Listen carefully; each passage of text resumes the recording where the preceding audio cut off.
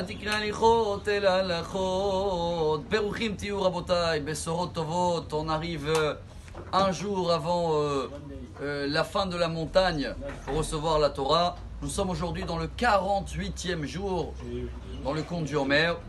Et je crois que c'est 6 semaines et 6 jours, c'est ça? Alors il n'y a pas mieux aujourd'hui que faire référence à le 6e chapitre des Maximes des Pères, à la 6e Mishnah. Et là-bas, il y a 48 enseignements que vous vous rappelez tous, Shabbat, ceux-là qui ne l'ont pas étudié.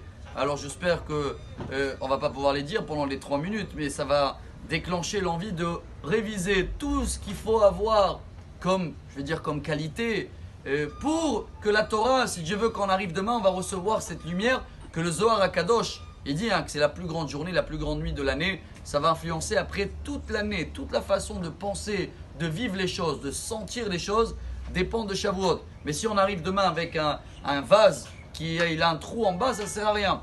Alors aujourd'hui, on va voir le 48e, le dernier.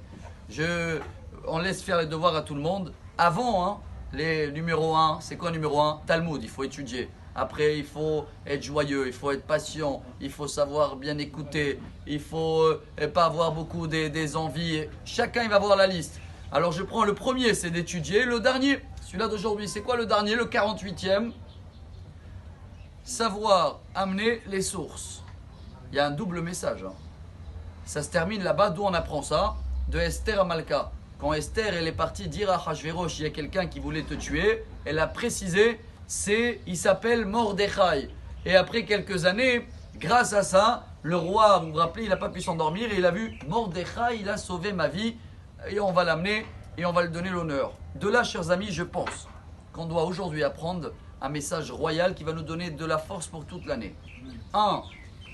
Cette année, je décide de, bien sûr, écouter, bien sûr, d'apprendre la Torah, mais de savoir est-ce que ce que j'ai appris, il a une source. C'est marqué où?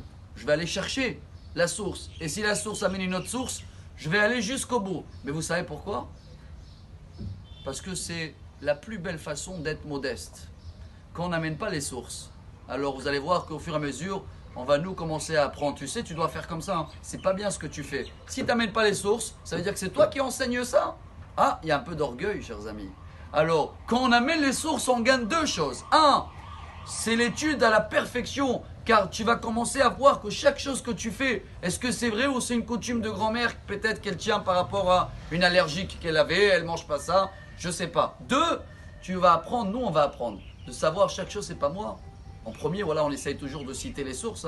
C'est pour ça, voici le message de la 6e Mishnah des Maximes des Pères, 6e chapitre, et c'est l'étape numéro 48 et dernière pour que notre Torah toute l'année, elle sera royale. Amenez les sources, comme ça, c'est pas moi, c'est marqué. Moi je suis rien, on est des perroquets. Et si Dieu veut comme ça, Bezrat Hashem, dès demain, on peut être en haut de la montagne et j'espère rester là-bas toute l'année. Excellente journée. Amar Rabbi Elazar, Amar Rabbi Hanina.